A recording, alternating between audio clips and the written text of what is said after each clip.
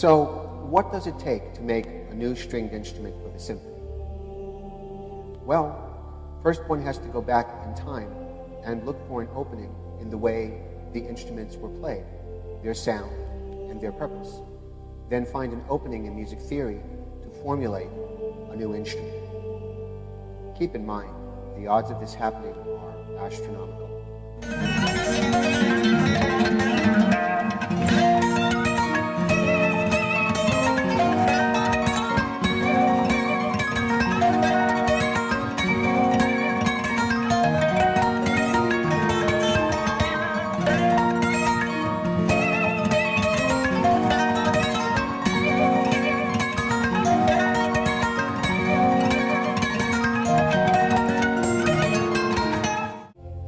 The trillo fills the central dimension between the violin and the classical guitar that was created centuries ago after the viols veered away in two different directions of methodology.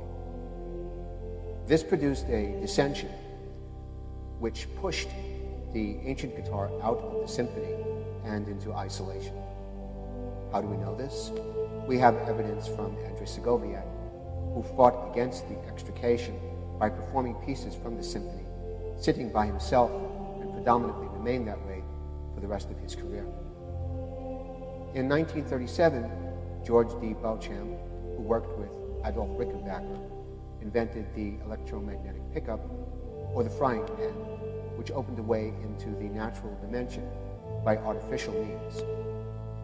We then placed both hands on the fretboard of the guitar in experimentation of the new limitless sound potential, and made alterations of the sound through various devices. Jimmy Webster published The State of the Art in 1952.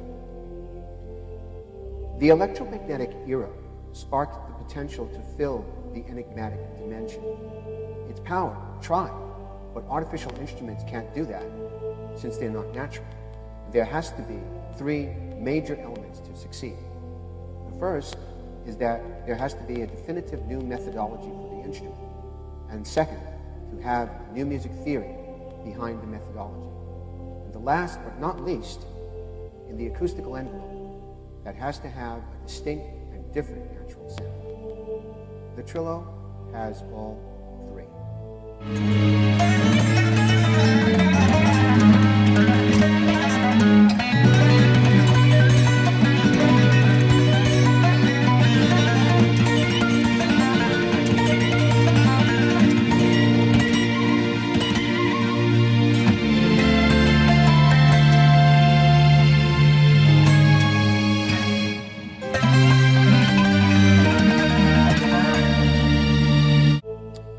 It wasn't enough to put two hands on the fretboard and say, this is new, or construct instruments in various ways to elude a new method.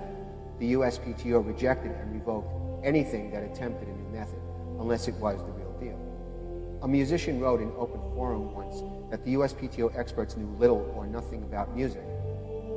He couldn't have been more wrong. The truth behind why an invention is granted is for its originality and new thought. Chief examiners are experts, and if anyone can see past deception, they are the ones who do. The method producing a method of playing the fretboard has to be new, not conventional, and has to be universal. For example, when someone holds a keyboard up by a strap or stands to play it like a guitar, does not change keyboard methodology. A violin player can angle the violin to the side, or a guitar player can angle his guitar higher by whatever means, and this still does not change the method of playing the instrument. Increased octave range, combining bass and guitar strings, changing the tuning, changing the position of the instrument, results not in a new method. And all this still leaves out the three elements needed to succeed. That's right, all three. When I was about 8 years old, I would periodically stare at the Little Dipper emanating from Polaris. I was transfixed on the 3D perspective rather than the ladle that was depicted in two dimensions. Somehow this came back to me later on when I needed a perpendicular body to properly support and angle the instrument for the methodology granted to me by the USPTO. Element 1 was on the table, which left the two other elements. Ancient history was applied for the piano as a pentatonic sequence, which prior application opened a larger esoteric space for both hands. And so I figured, why couldn't that be translated to the fretboard, which when it became the expansion principle. This simply means the theory expanded the parameters of the chromatic scale. How this was done is better explained in the video called the expansion principle, which would be too long to talk about right now. For example, the hands of the pianist were first thought of in unison to extrapolate across the keyboard. The element used in determining the relationship forced a link to appear.